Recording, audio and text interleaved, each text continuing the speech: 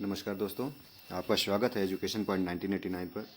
आज हम लोग वन लाइनर देखेंगे कक्षा 10 की। तो पहला है वन लाइनर में कक्षा 10 भूगोल का अध्याय 1 संसाधन और विकास। तो आइए शुरू करते हैं क्लास को। अध्याय 1 भूगोल का चैप्टर है। चैप्टर का नाम है संसाधन और विकास। तो शुरू किया जाए।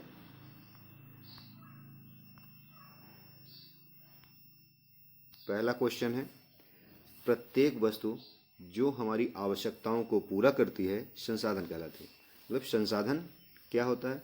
वह प्रत्येक वस्तु जो हमारी आवश्यकताओं को पूरा करती है संसाधन कहलाती है। संसाधन दो प्रकार के होते हैं, पहला प्राकृतिक संसाधन और दूसरा मानवीय संसाधन। संसाधन दो प्रकार के होते हैं, प्राकृतिक और मानवीय। और समाप्ति के आधार पर संसाधन भी दो प्रकार के होते हैं, एक को नवीकरणीय संसाधन कहते हैं, एक को अनवीकरणीय। नवीकरणीय संसाधन वैसे संसाधन जिनको हम बार बार प्रयोग कर सकते हैं और ये कभी खत्म होने वाले नहीं हैं, इनकी समाप्ति नहीं हो सकती है, तो ये नवीकरणीय। अनवीकरणीय वे संसाधन कहलाते हैं जिनकी मात्रा सीमित है और कभी न कभी खत्म हो जाएंगे और एक बार उपयोग करने के बाद दोबारा इनका उपयोग नहीं किया जा सकता है। जैसे पवन, जल, सौर, ये नवीकरणीय योग्य संसाधन है क्योंकि ये असीमित है, ये कभी खत्म होने वाले नहीं हैं। जबकि पेट्रोल, डीजल, जीवाश्म ईंधन ये अनवीकरणीय योजन है, इनकी मात्रा सीमित है, ये इनका उपयोग एक बार करने के बाद दोबारा नहीं किया जा सकता है। उत्पत्ति के आधार पर एक है, समाप्ति के आधार पर एक, अगला उत्पत्ति के आधार पर। उत्पत्ति के आधार पर संसाधन को जैव और अजैव प्रकार से बांटा गया है। प्राकृतिक, वनस्पति और वन्य जीव को जैविक संसाधन कहते हैं, जबकि धातु, भूमि, जल, वायु ये अजैविक संसाधन के अंतर्गत आते हैं। अगला क्वेश्चन है, संसाधनों के अंधाधुंध शोषण से वैश्विक पारिस्थितिक संकट पैदा होता है। संसाधनों के अंधाधुंध शोषण, संसाधनों का ऐसा शोषण जिसमें भविष्य में आने वाली पीढ़ियों के लिए जब हम नहीं सोचते हैं, उसका किसी भी प्रकार से सिर्फ उपयोग ही करते हैं, तो ऐसे वैश्विक परिस्थितियाँ संकटमय हो जाती हैं। जैसे भूतापन जैसी समस्याएं, भूमंडलीय तापन, ठीक है, इस प्रकार की समस्याएं। समुद्र का जल स्तर ऊपर उठ जाता है, ग्लेशियर पिघलने लगते हैं, टेम्परेचर, तापमान में बदलाव आ जाता है, मौसम परिवर्तन हो जाते हैं, इस प्रकार की समस्याएं आने लगती हैं। अगला क्वेश्चन, सस्टेनेबल डेवलपमेंट, सतत पोषणीय विकास क्या कहलाता है? तो पर्यावरण को बिना नुकसान पहुंचाए जो विकास किया जाता है उसे सतत पोषणीय विकास कहा जाता है। पर्यावरण को बिना नुकसान पहुंचाए और भविष्य में आने वाली पीढ़ियों के लिए भी संसाधन बचा के रखना और अपनी आवश्यकताओं को पूरा करें, इस प्रकार के विकास को सतत पोषणीय विकास कहा जाता है। इसकी एक दूसरी परिभाषा भी है, ऐसा विकास जो हम अपनी आवश्यकताओं को पूरा करने के साथ साथ भविष्य में आने वाली पीढ़ियों के लिए भी संसाधन को बचा के रखें, इस प्रकार का विकास सतत पोषणीय विकास कहलाता है। इसी के लिए 1992 में ब्राज़ील के शहर रियो डी जेनेरियो में एक सम्मेलन का आयोजन किया गया, जिसे हम पृथ्वी सम्मेलन या प्रथम पृथ्वी सम्मेलन के नाम से भी जाने जाते हैं। यह ब्राज़ील का रियो डी जेनेरो शहर है, ये दक्षिण अमेरिका में आता है। UNCED ने क्लब ऑफ रोम ने संसाधनों के संरक्षण की बात कही है। UNCED में क्लब ऑफ रोम ने संसाधनों के संरक्षण की बात कही है। 1968 में क्लब ऑफ रोम ने संसाधनों के संरक्षण की बात कही है। स्मॉल इज ब्यूटीफुल नामक पुस्तक सुमेशर ने 1974 में लिखी। स्मॉल इज ब्यूटीफुल इम्पोर्टेंट कुछ बुक है, नाम याद रखना है। सुमेशर ने 1974 में लिखी। अगला, बुशलैंड आयोग रिपोर्ट में संसाधनों के संरक्षण की बात कही गई है। दूसरी पुस्तक है हमारा साझा भविष्य, पुस्तक संसाधन संरक्षण से संबंधित है। अगले पेज में आते हैं। भारत के कुल क्षेत्रफल, भारत के कुल क्षेत्रफल का 43% भाग मैदानी है, 43 मैदानी, 30% भाग पर्वतीय है और 27% भाग पठारी है। 43% मैदान, 30% भाग पे पर्वत और 27% हिस्से पर पठार है। पठारी क्षेत्र खनिजों एवं जीवाश्म के लिए समृद्ध होते हैं। भू आकृति, जलवायु, मृदा भौतिक कारक कहलाते हैं। जनसंख्या घनत्व, प्रौद्योगिकी क्षमता मानवीय कारक है। जनसंख्या घनत्व, प्रौद्योगिकी क्षमता ये मानवीय कारक है।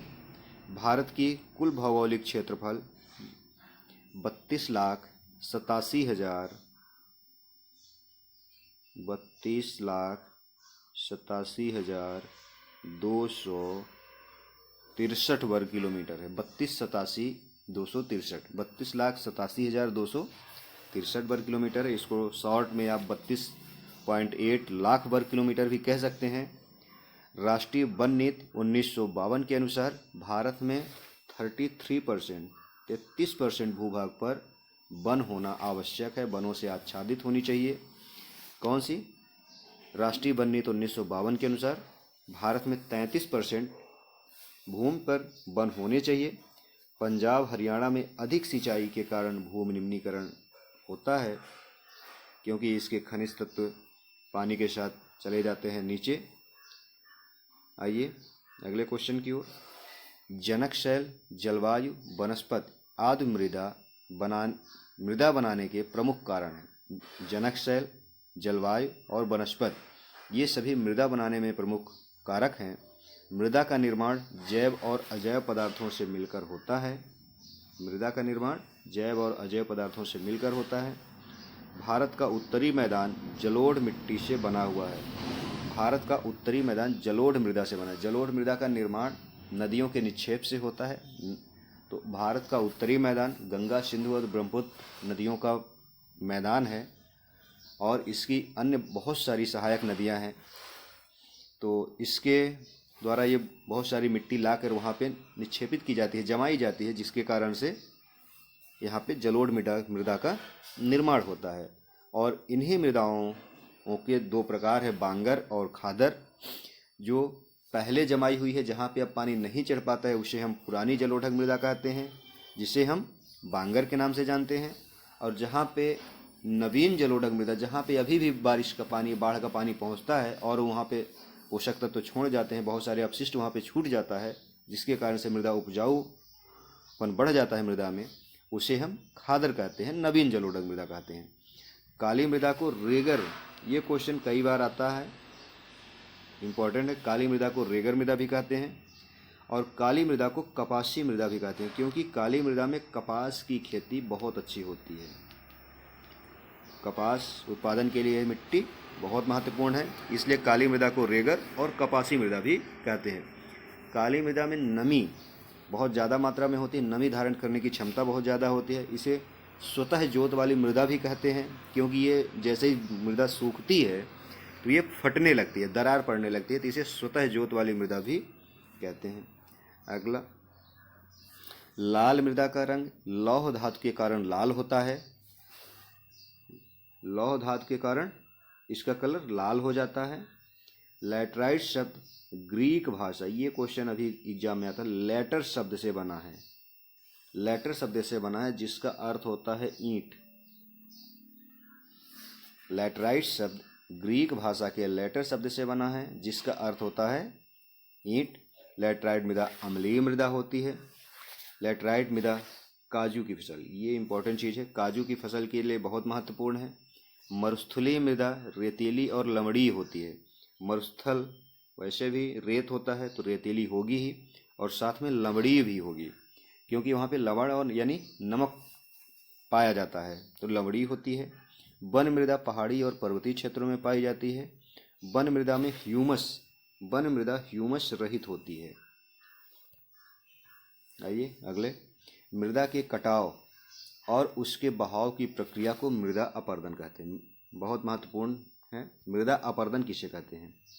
तो मृदा अपरदन मिट्टी का जो कटाव होता है या मिट्टी का बहाव, या जल से हो जाए, हवा से हो जाए, किसी भी वजह से अगर मिट्टी अपनी जगह से बह रही है या दूसरी जगह जा रही है, उसको हम मृदा अपरदन कहते हैं। मिट्टी का कटना ही मृदा अपरदन है।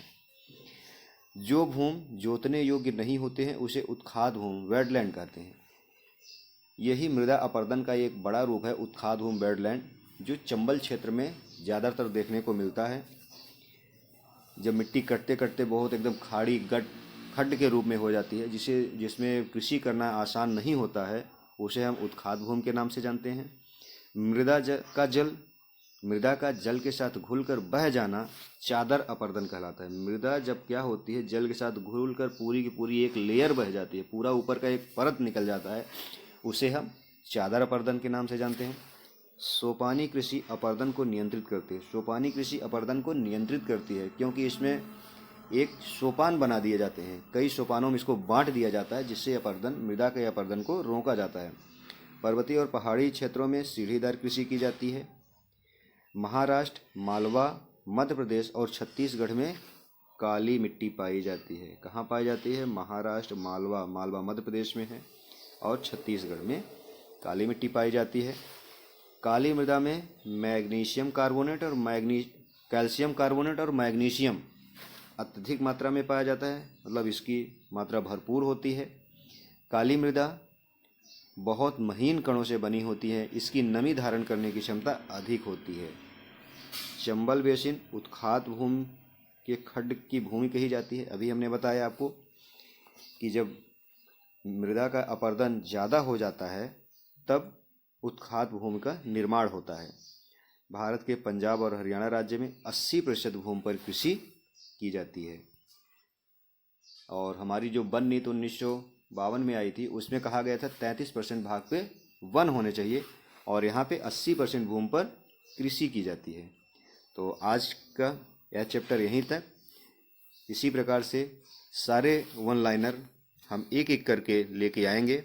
आप लोग देखते रहिए, अपने एग्जाम में अच्छे नंबर लाइए, यही हमारी शुभकामनाएं आपके लिए हैं। Thank you.